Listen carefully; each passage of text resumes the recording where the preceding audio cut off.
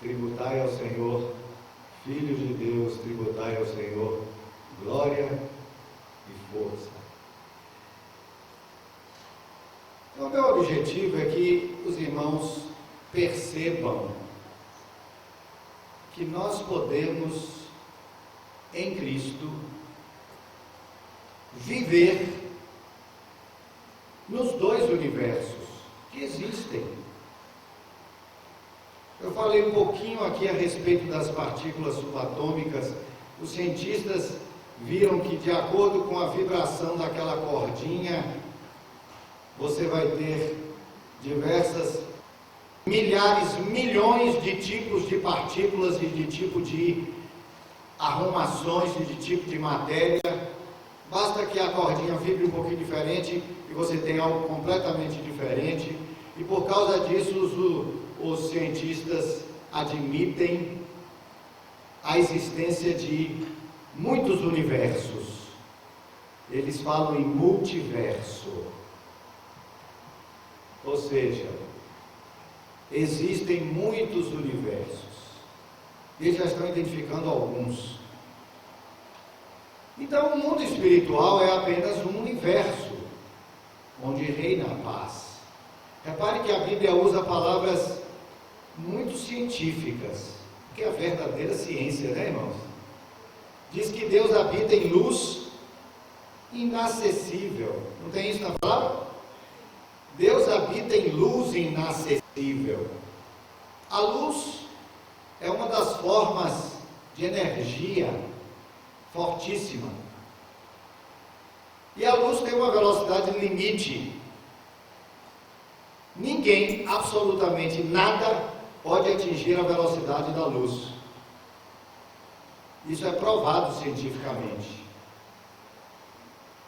Deus não apenas atinge a velocidade da luz, como Ele é a própria luz, né?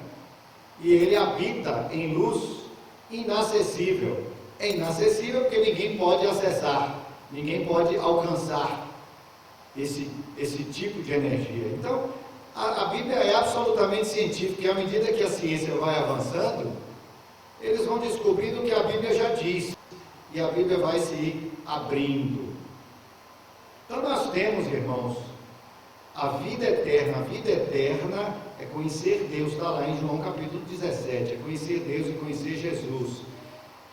Conhecer Deus significa viver aqui e aqui, porque os dois universos, eles coexistem exatamente aqui. Com os nossos olhos físicos a gente percebe o universo físico, e com os nossos olhos espirituais, desde que estejam desenvolvidos para isso, e para isso o Espírito de Deus quer fazer. A prova disso é que está na Bíblia muitos exemplos para estimular a gente, porque Atos dos Apóstolos não é coisa do passado não, né, irmãos? É um livro que não acabou. Ele chega no capítulo 28 e interrompe simplesmente, ou seja, continuam existindo os Atos dos Apóstolos, dos cristãos, a igreja, é a mesma coisa. Alguém me disse assim, não, mas não tinha milagre no final de Atos. É porque não leu o capítulo 27 e 28 de Atos. Porque se ler, você vai ver que Paulo desceu na ilha de Malta e curou todo mundo. Já viram isso? Quem já viu isso? Observou isso? Curou o pai, o sogro do Públio, né? Que era o maioral da ilha, o governador da ilha. O homem estava com desinteria naquela época era doença mortal, ardendo em febre, foi curado e trouxeram em seguida todos os enfermos. Quer dizer, não foi apenas uma coisa fortuita, não. Todos os enfermos da ilha, e Paulo curou todos, assim como Jesus chegou em vários lugares e curou todo mundo, Paulo chegou em Malta e curou todo mundo. Quer dizer, isso aconteceu em muitos lugares. E é para continuar acontecendo. Nós temos de conviver os dois. Então, meu objetivo é, de alguma forma, despertar os irmãos para essa realidade. Os dons espirituais existem, são perfeitamente explicáveis, são perfeitamente normais para quem tem o Espírito desenvolvido pelo Espírito Santo de Deus. Não tem nada a ver com aquela história que eu falei ontem, né? Ativado por forças malignas. Isso existe também, mas não tem nada a ver com isso, viu, irmãos? Aliás, nós temos até de julgar muitas manifestações que acontecem por aí e que são manifestações malignas. Às vezes até dentro da igreja mesmo. Tem de julgar isso com muito carinho, né, para também não blasfemar, mas tem de julgar. Carlos falou de algumas coisas que estão acontecendo e tal. Então pode desprezar, tem de julgar, que a Bíblia diz, não desprezeis profecias, mas julgai todas as coisas, examinai todas as coisas e retende o que é bom. Então o meu objetivo aqui é despertar os irmãos para que tenhamos uma vida plena, uma vida eterna, tomar posse da vida eterna. Mas agora, hoje de tarde, eu vi um segundo objetivo muito interessante. Muito interessante. Eu falei no começo e vou repetir agora, e esse é um segundo objetivo que eu percebi como é importante. Às vezes a gente pensa uma coisa, o Espírito de Deus pensa outra. Os irmãos lembram que eu falei que ninguém tem a verdade total e que nós temos de crescer juntos, um complementando o outro, porque a minha percepção da realidade, seja a realidade física com o meu corpo físico, seja a realidade espiritual com o meu corpo espiritual, com o meu espírito, a minha visão é muito pequena. Então eu preciso dos irmãos. E os irmãos precisam de mim, nós precisamos uns dos outros. E eu vi o irmão falando aqui a respeito da necessidade de viver plenamente nesse universo daqui. Era disso que ele estava falando.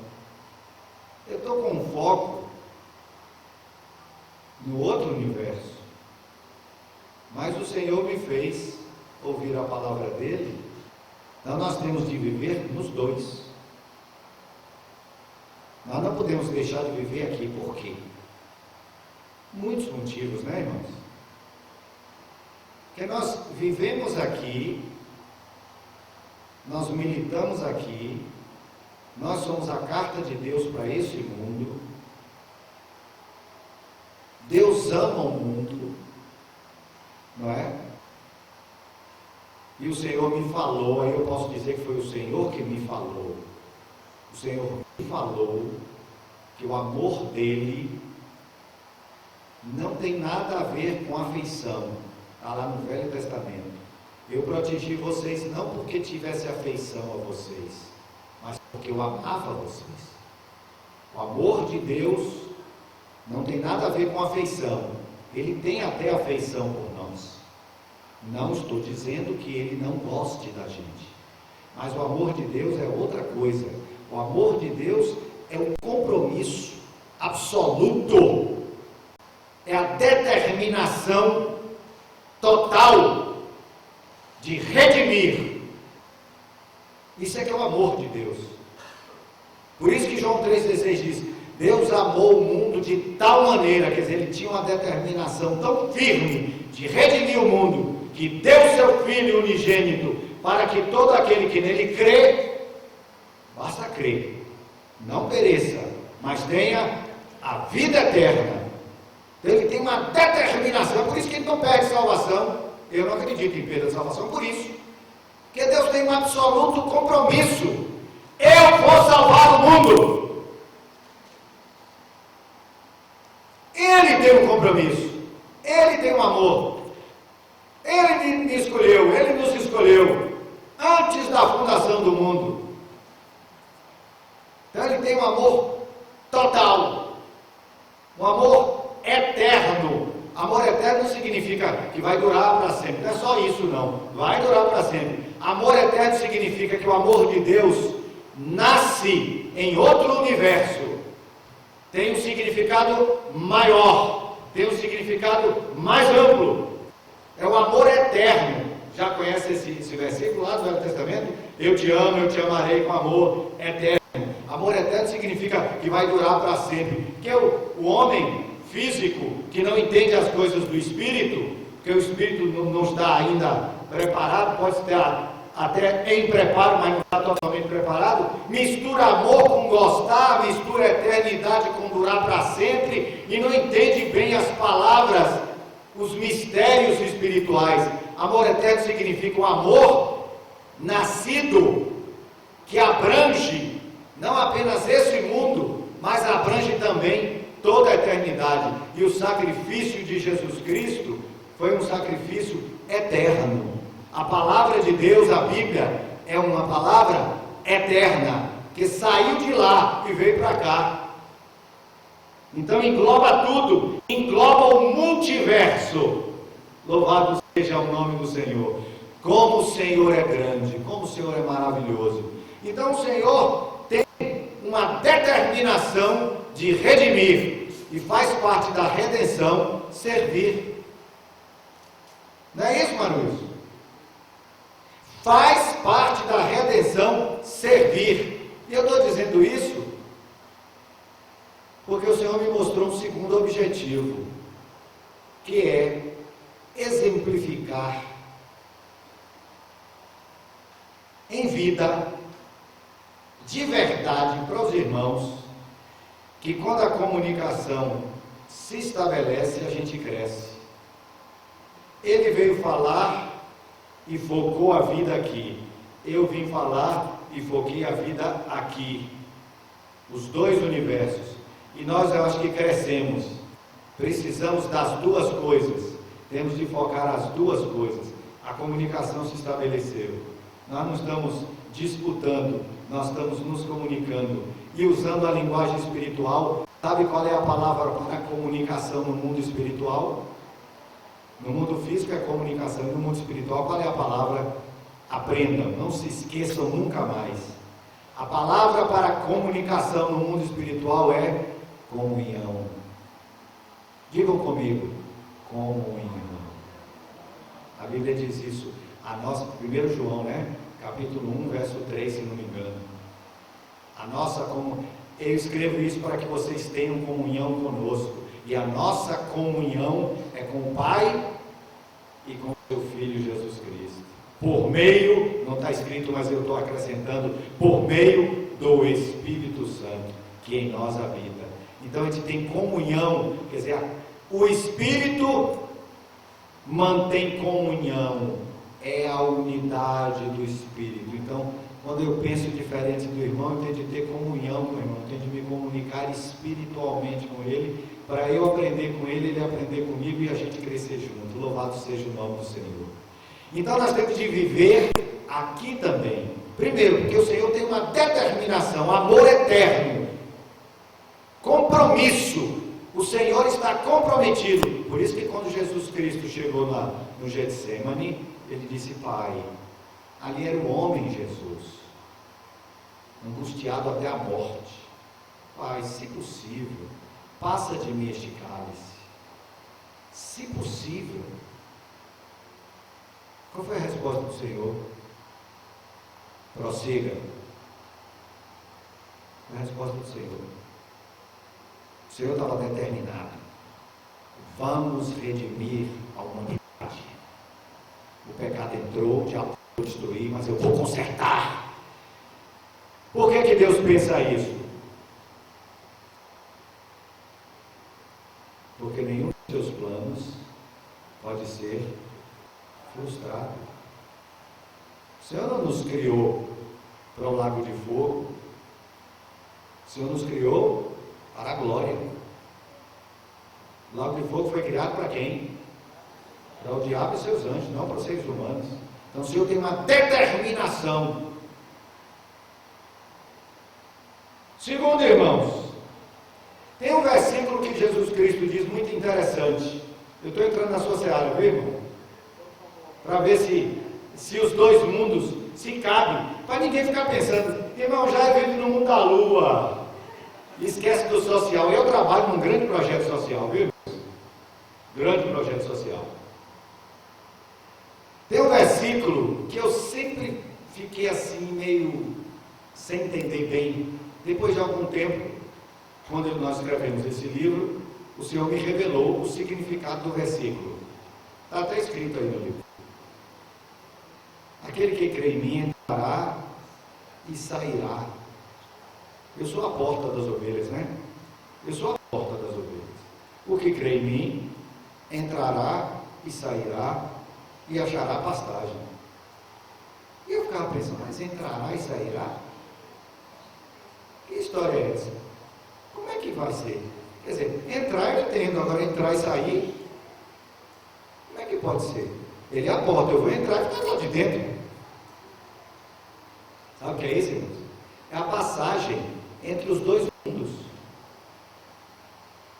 É a passagem entre os dois mundos. Entrará e sairá. Entra para se abastecer. Isso é verdade, irmãos. E sai para servir.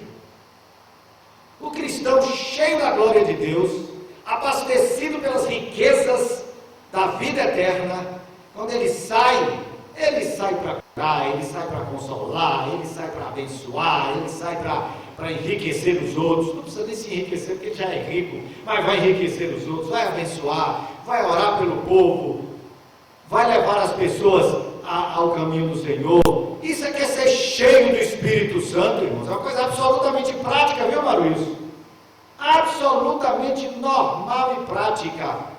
Por isso que lá em Hebreus diz o quê? O véu do templo se rasgou e o caminho para o Santo dos Santos ficou o quê? Aberto pelo novo e vivo caminho. Isso é literal, irmãos. Isso é para acontecer. Se o véu do templo se rasgou, e se rasgou mesmo de alto a baixo, o Senhor que rasgou lá em cima até embaixo, está aberto o caminho para o Santo dos Santos. E o que é o Santo dos Santos? É o outro lado. Representava lá Israel o lugar onde ficava a Arca da Aliança, o propiciatório, que representava o trono de Deus, os dois querubins, e o Senhor falava de cima do propiciatório, representando o trono de Deus, que o Senhor está entre querubins, e tem outro texto que diz que o Senhor está acima dos querubins, mas ali naquele trono provisório lá no tabernáculo, totalmente escuro, o que iluminava o Santo dos Santos, que era absolutamente escuro, o que iluminava era o Senhor. Mais adiante nós vamos ver alguma coisa parecida com isso. E ali o Senhor falava, ali era o céu, ali era a presença de Deus. Só entrava o sacerdote uma vez por ano, agora não, irmãos. Agora nós somos sacerdotes, povo, sacerdotes do Senhor, e nós temos de vestir as roupas sacerdotais, não é? Principalmente crendo, vestir as roupas sacerdotais, estudar a Bíblia, crer na Bíblia e acreditar, Senhor, eu quero entrar no Santo dos Santos, o Senhor vai lhe conduzir. De uma maneira normal, e você entra, se abastece e sai. Por isso que Cristo disse, entrará e sairá e achará o quê? Pastagem. O que é que a ovelha faz na pastagem? Se alimenta. A gente entra, se alimenta e sai para servir. Entra para se abastecer e sai para servir. É isso que Deus quer da igreja. Isso é que é o evangelho do reino, irmãos. Eu estou vibrando com essa verdade, porque eu sei que está chegando a hora do evangelho do reino começar a ser pregado, porque por aí está sendo pregado o evangelho da graça. Crê no Senhor Jesus e terá vida eterna. E pronto, só se fala nisso. Amém, graças a Deus. Um monte de gente está crendo em Jesus, um monte de gente está recebendo a vida eterna, mas precisa de um monte de gente começar a reinar. E o reino começa agora. Cristo disse isso claramente. O reino de Deus está onde? No meio de vós. A vida eterna não está lá, está aqui. Cristo disse, eu estou no meio de vocês. Se vocês se reúnem, se reúnem 2 ou 3 em meu nome, eu estou aí. Claro que ele está aqui. Ele só abre um pouquinho a porta e passa de um universo para o outro. E ele vem olhar a gente. Mas ele não está sentado no trono? Está. Mas ele não se levantou para Estevão? Levantou. Então ele se levanta também para vir visitar a gente. Não se levanta? Levanta. Claro. Jesus Cristo está vivo ou não está?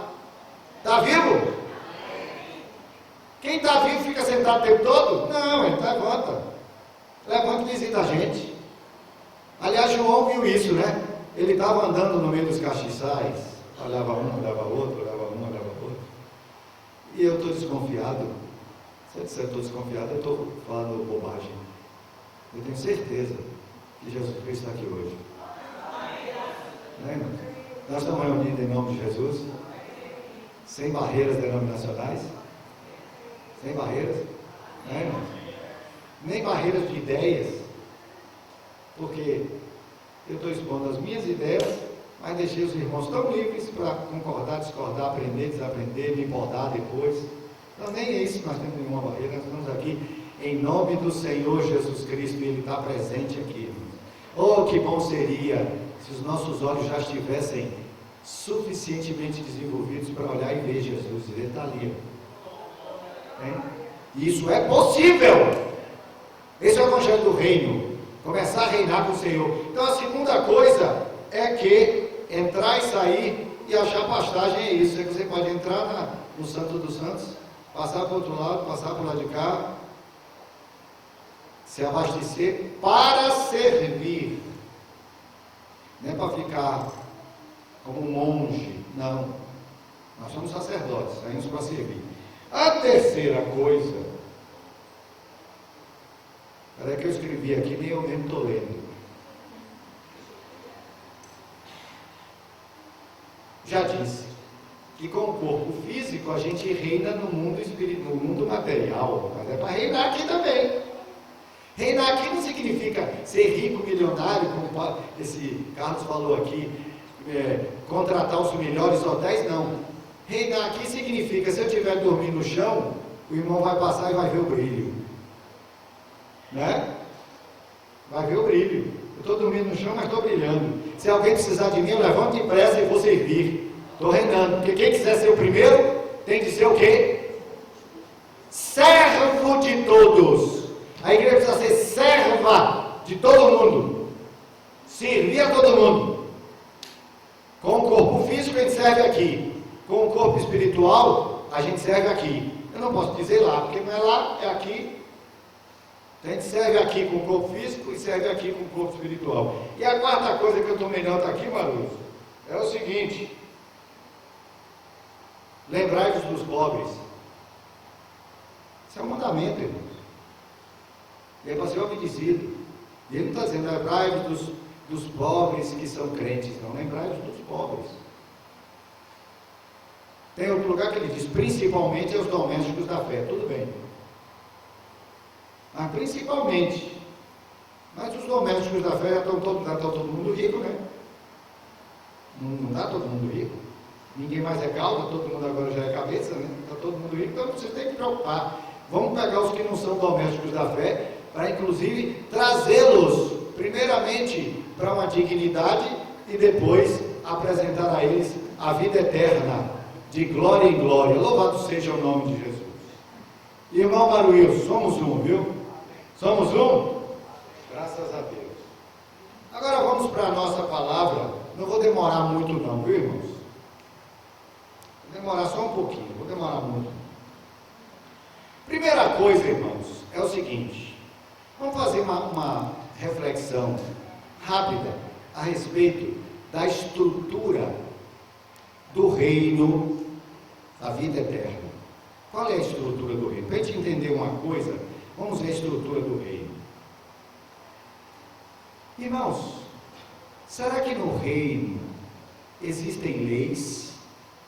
O que os irmãos acham? No reino de Deus existem leis? Existem. Não é? Existem leis. Do lado físico existem leis, do lado espiritual também existem leis. Alguém desobedece do lado espiritual? Existe desobediência do lado espiritual? De modo nenhum. De modo nenhum. Os irmãos concordam? Os anjos desobedecem? Alguém acha que os anjos desobedecem? Alguns desobedeceram. O que é que aconteceu com eles? expulsos. Foram expulsos. Não estão mais na presença do Senhor. Então, no reino espiritual não existe nem vestígio de desobediência. Todas as leis são obedecidas normalmente. Gravem isso. E aqui no mundo físico, existem leis? Existem. Eu não estou falando na lei de Moisés. A lei de Moisés engloba algumas leis de Deus. E alguns irmãos dizem assim, não é para obedecer a lei de Moisés. Não, não é para obedecer a lei de Moisés, não é para obedecer a lei de Deus. A obediência à lei de Deus. E a lei de Deus é eterna. Lá em Gênesis, eu tomei nota aqui, lá em Gênesis, nós temos, em Gênesis 1, verso 11, nós temos uma lei natural. Presta atenção, uma lei natural. Produz a terra a relva, ervas que deem semente, etc. Essa é uma lei natural. Deus determinou a lei natural da plantio e da colheita. É uma lei natural de Deus, que é naturalmente obedecida pela natureza. É uma lei de Deus, faz parte da lei de Deus. Um pouquinho mais adiante, em Gênesis 2, 24, tem uma lei moral. A gente pensa que é só em Moisés. Estou mostrando bem no começo, para a gente ver que a lei de Deus é eterna. Quando Deus criou o homem, já foi dando logo sua lei, uma lei moral. Qual é a lei moral de Mateus 2, 24? A lei do casamento. Deixa o homem, seu pai, sua mãe, se unir sua mulher, serão dois na sua carne. Pronto. A lei moral. Concordam com a lei moral? Essa lei moraliza toda a vida do homem. Não é verdade? Então é uma lei moral. Alguém discorda que isso seja uma lei moral? Mais adiante um pouquinho, ou melhor, voltando um pouquinho, Gênesis 1:11, Gênesis 1:30, nós temos uma lei cerimonial. Diz assim: as ervas vos serão por alimento. Isso é uma lei cerimonial, ensinando o que é que pode comer, o que é que não pode comer. A lei cerimonial. E mais adiante um pouquinho, no versículo Gênesis 2:17, tem uma lei espiritual. Não coma da árvore do conhecimento, porque no dia que tu comeres, tu morrerás. Isso é uma lei espiritual. Então, no começo, já tinha todo tipo de lei, cerimonial, moral, natural, espiritual. E para que serve a lei de Deus? Irmão, a lei do Senhor é perfeita e restaura a alma. A lei de Deus serve para a gente obedecer, não para ser salvo, mas porque já é salvo. Mas por que eu tenho de obedecer? Porque para passar para o outro lado, irmãos, eu tenho de aprender a obedecer. Porque do lado de lá não tem desobediência. Gravem isso, irmãos, porque isso eu posso dizer, é uma revelação do Espírito Santo de Deus.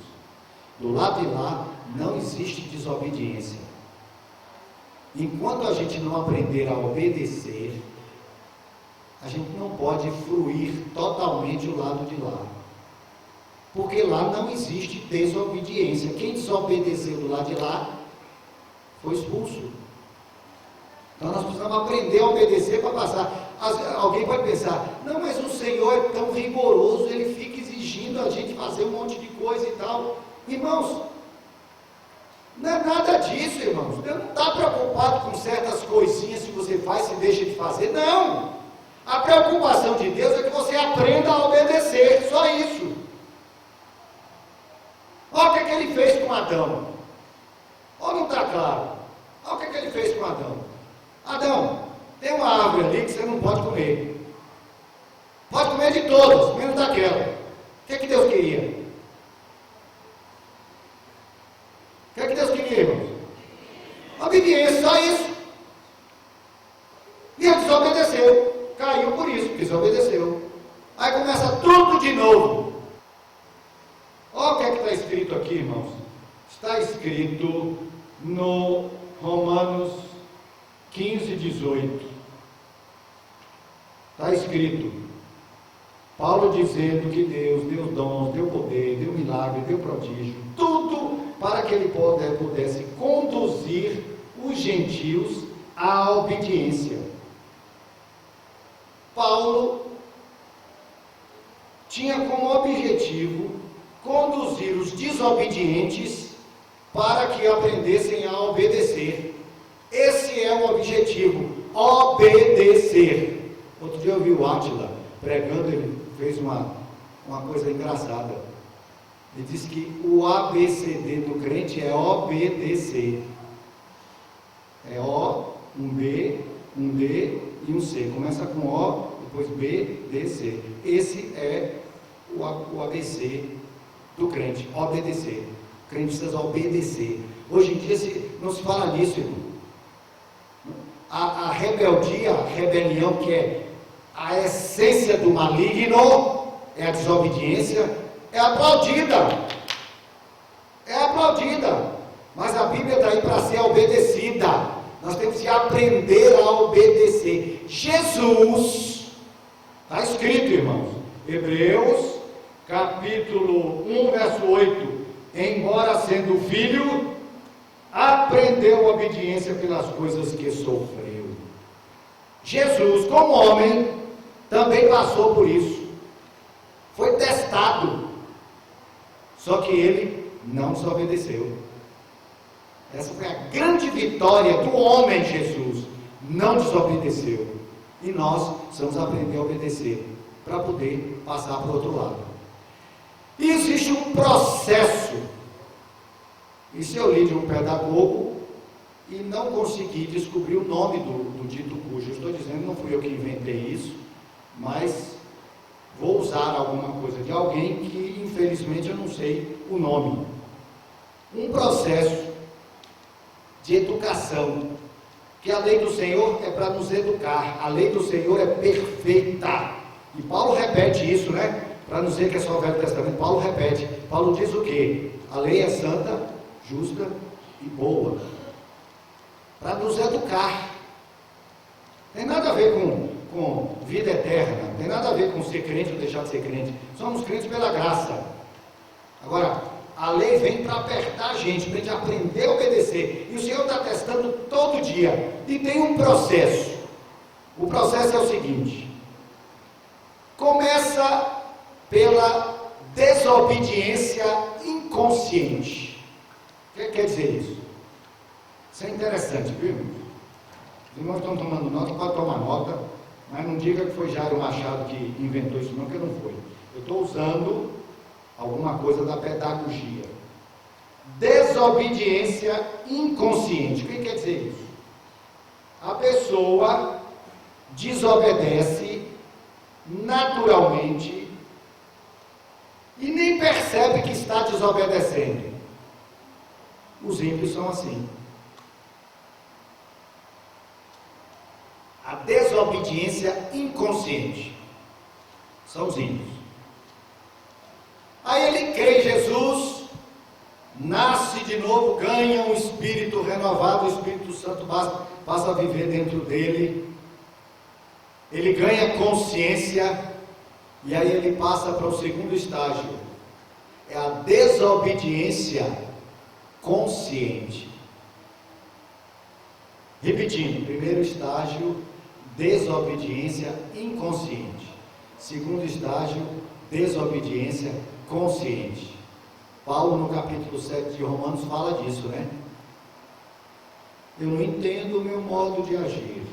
Porque eu quero fazer e não faço. O que eu não quero, eu faço. É a desobediência consciente. Você sabe que está errado, mas não consegue evitar. É crente, mas é crente carnal. É a desobediência consciente. Porque ninguém aqui vem me dizendo que faz coisas inocentemente. Não faz. Se você é nascido de novo, se você tem o Espírito Santo de Deus, você pode pecar, mas você sabe que está pecando. Com a força do Senhor, com o poder do Espírito Santo, ele consegue obedecer conscientemente. Então ele vai para a obediência consciente. Ele está obedecendo porque está se esforçando, porque está clamando, porque está buscando. É a obediência consciente. Mas não chegou no fim, não. E aí ele passa para o outro lado. Do outro lado ele vai ter a obediência inconsciente. Que ele vai obedecer de tal forma que ele não vai nem pensar no assunto. Ele estará obedecendo de uma forma absolutamente natural. E aí eu vou dar um exemplo para os irmãos.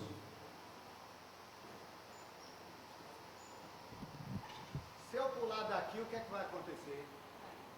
Talvez me machuque. Se fosse quarto andar, eu morreria. Passa pela minha cabeça pular do quarto andar, passa pela sua. Tem alguém aqui que tem dúvida se pula ou se não pula do quarto andar? Precisa de alguém lhe avisar para você não pular do quarto andar? Você obedece sem precisar pensar no assunto. Você já sabe normalmente que não se pula do quarto andar. Uma criança de 2 anos pula do quarto andar, não pula? Não aprendeu ainda. Não aprendeu que existe uma lei de Deus, chamada lei da gravidade. Ele não aprendeu isso ainda. Ele não sabe que se ele pular, ele morre. Agora eu já aprendi, porque caí um bocado de vezes, me ralei muitas vezes, terminei aprendendo. E hoje eu nem penso mais no assunto. Ninguém precisa me avisar. Quando eu chego perto assim do muro, eu já olho de longe e fico, sem ninguém me avisar. Com relação a esta lei da gravidade, eu já tenho a obediência inconsciente. Não preciso pensar no assunto. Agora, com relação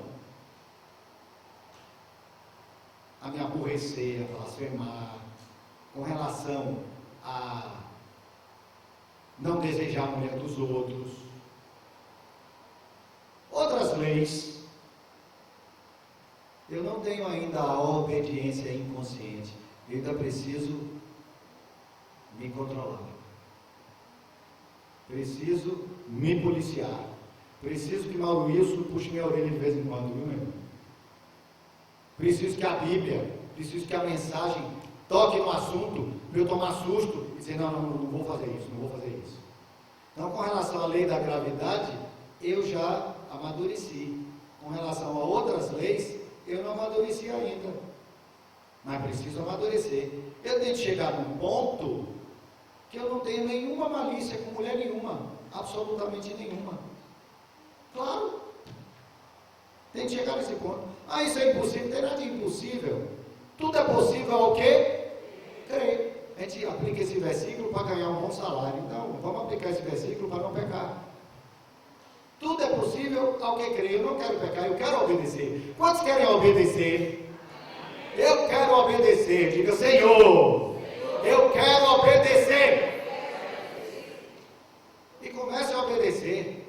Tem muita coisa que você está ainda na desobediência consciente, não consegue não fazer. Clama ao Senhor, o Senhor vai lhe levar para o patamar da obediência consciente. E logo, logo você vai crescer e você vai poder passar para o outro lado, onde reina a obediência inconsciente, a obediência natural. Louvado seja o nome do Senhor. Isso é possível nesse mundo e no outro. Louvado seja Deus. Com relação aos pobres, nós ainda estamos na desobediência consciente. Porque sabemos que temos de lutar pelos pobres, mas nem sempre lutamos.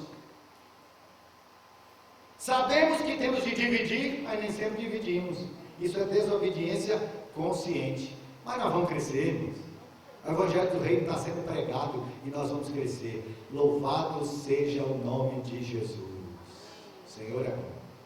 Então, irmãos, nós temos de aprender a obedecer. E agora nós vamos conversar o último ponto. Rapaz, 6 horas. Os irmãos me aguentam aí mais um minutinho? Eu falei com o irmão Carlos o seguinte: me pediram para fazer dedicatória, agora ninguém pode sair. Né? Aí Carlos deu risada.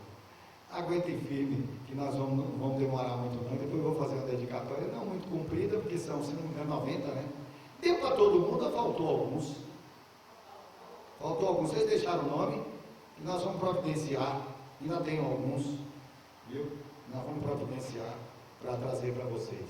E aí depois a gente se encontra, eu faço a dedicatória em outra ocasião, né? Vamos conversar sobre o novo céu e a nova terra. Novo céu e a nova terra. Irmãos, lá no começo, olha, eu vou dizer algumas coisas que talvez sejam um pouquinho diferentes do que normalmente os irmãos escutam. Tenham paciência comigo, é a minha percepção. Não é uma coisa rígida, não é como eu vejo a coisa. Primeira coisa que eu queria dizer é que existe um versículo muito interessante. Ageu 2,9, muito conhecido esse versículo, né? Diz o quê? A glória desta última casa será maior do que a da primeira, e neste lugar darei a paz. Ageu 2,9, eu tirei uma parte só do versículo. Irmãos, esse versículo é entendido como o primeiro templo e o segundo templo. Eu entendi um pouco diferente. Eu entendi como o princípio da criação, o Éden e a terra, como sendo a primeira casa.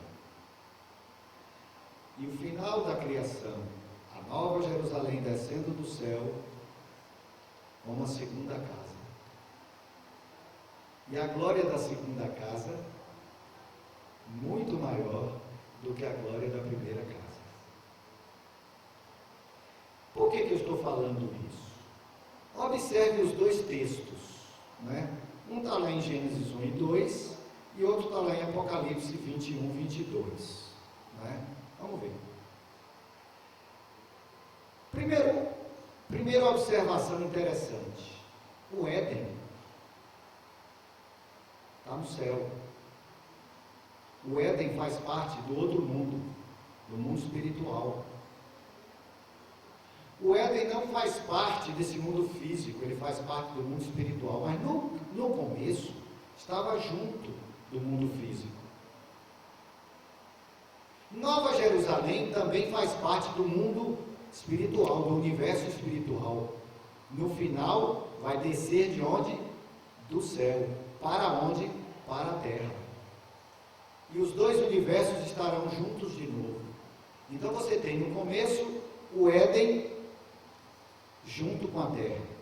Depois do pecado ele foi afastado. Mas como é que eu sei que o Éden estava junto com a terra? Presta atenção.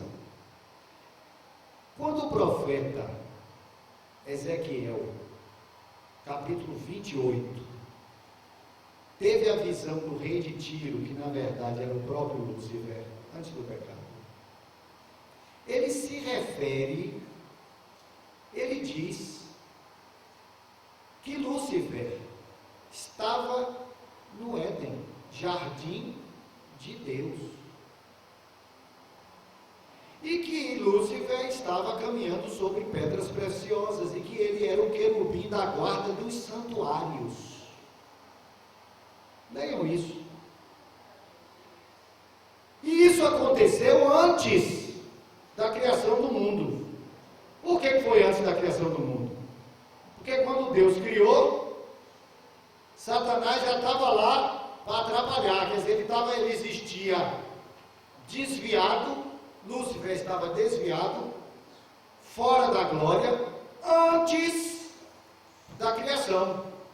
Então o Éden era a habitação, era o jardim de Deus, onde estava o santuário do Altíssimo, e Lúcifer, belíssimo, talentosíssimo, inteligentíssimo, habitava no Éden, jardim de Deus, e tomava conta do Éden, jardim de Deus. Então o Éden está no céu. Quando o Senhor criou o homem, está lá na Bíblia, e o Senhor plantou no Éden, na parte do Oriente. Então o Éden não é o jardim, o Éden é o jardim de Deus. E no Éden, o Senhor tirou uma gleba, um pedacinho do Éden, e plantou um jardim, e chamou Adão e Eva e disse: vocês vão cuidar desse jardim. Então Adão e Eva estavam morando no céu, no Éden, morando no universo espiritual, com uma missão de governar a terra. Está nesse livro, viu, irmãos? Não receberam. Então os dois universos estavam lá. Ele estava no céu, com a missão de governar a terra. Ele morava no céu, tinha de cuidar ali do Éden, mas ele tinha de descer, ou caminhar, descer não, passar, tinha uma porta. Depois Deus fechou essa porta. É por isso que é difícil, e Jesus Cristo veio para abrir essa porta de novo, e abriu. Louvado seja Deus, abriu a porta. Mas quem ficou fechando a porta para ninguém entrar? Quem foi? O anjo. Deus não botou um anjo com espada flamejante na porta, no caminho para a árvore da vida? Então no Éden tinha a árvore da vida, e tinha um rio que nascia no Éden, e corria pelo Éden, e depois passava para esse mundo e se dividia em 4, por isso que a terra era tão fértil, porque dividia aquele rio da eternidade, vinha e se dividia e fertilizava a terra, e a terra era absolutamente fértil. Quando tirou, a terra virou infértil, virou deserto, passou a produzir cardos e abrolhos e espinhos. Quando você vai para Nova Jerusalém, você vê, a árvore da vida estava no meio do jardim. Lá na Nova Jerusalém, a árvore da vida está no meio da praça. O rio nascia no Éden e regava o Éden, e regava a terra. Lá, o rio nasce no trono de Deus e rega a cidade santa. Então você vê muita coisa parecida, só que no jardim, Deus construiu a cidade santa. O santuário que tinha no jardim e que foi contaminado pelo pecado de Lúcifer, foi purificado pelo sangue de Jesus, está lá em Hebreus. Jesus Cristo entrou no santuário com o seu próprio sangue e purificou o santuário. Só que quando chegar na Nova Jerusalém, nem vai precisar mais de santuário. Por quê? Porque o Senhor vai ser o próprio santuário. Quer dizer, a glória da segunda casa, muito maior do que a primeira. Agora, onde é que eu quero chegar? A Nova Jerusalém agora não desceu do céu ainda, mas está lá. Não é? Está lá. E nós estamos mandando material para lá, né?